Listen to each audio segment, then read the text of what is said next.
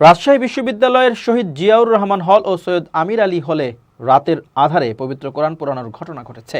এ সময় হলের দেয়ালে ভারতের ক্ষমতাসীন দল বিজেপির লোগো আঁকা হয়েছে বলে অভিযোগ করেছেন সাধারণ শিক্ষার্থীরা।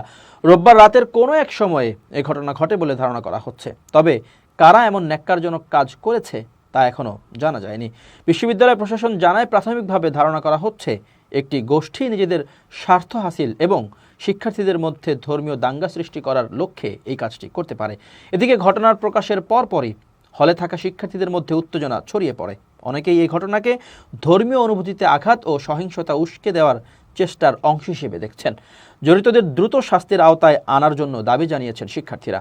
এ বিষয়ে শহীদ জিয়াউর রহমান হলের আবাসিক শিক্ষার্থী শিহাবুদ্দিন বলেন, হলের মসজিদে ফজরের নামাজ আদায় করার পর প্রতিদিনের মতো আমরা কোরআন তিলাওয়াত করতে গিয়ে দেখি দুটি কোরআন শরীফে প্রথম দিকের দুটি সূরা এবং শেষের দিকের দুটি সূরা অবিশ্বাস্যভাবে পুড়িয়ে বুক সেলফে রাখা হয়েছে। দুটি কোরআন শরীফের হার্ড কভার সহ প্রথম ও শেষের কিছু পৃষ্ঠা পোড়ানো হয় এবং মাঝখানে 70% পৃষ্ঠা অক্ষত রয়েছে।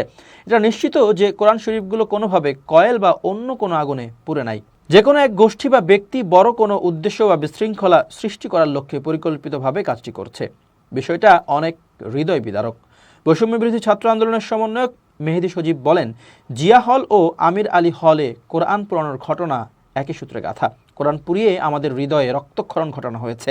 মুসলিমদের দুর্বলতা তারা খুব ভালোই জানে, কিন্তু তারা এটা জানে না যে আমাদের কোরআন ও নবীর প্রতি অগাধ ভালোবাসাই সমস্ত শক্তির কারণ। একটি উগ্রবাদী চক্র উদ্দেশ্য প্রণোদিতভাবে কোরআন পুড়িয়ে বিশ্ববিদ্যালয় সহ পুরো দেশে অস্থিতিশীল পরিস্থিতি সৃষ্টি করতে চাচ্ছে। আমরা তা হতে দেব না ইনশাআল্লাহ। এই ঘটনার সুষ্ঠু তদন্ত ও বিচারের দাবি জানাই।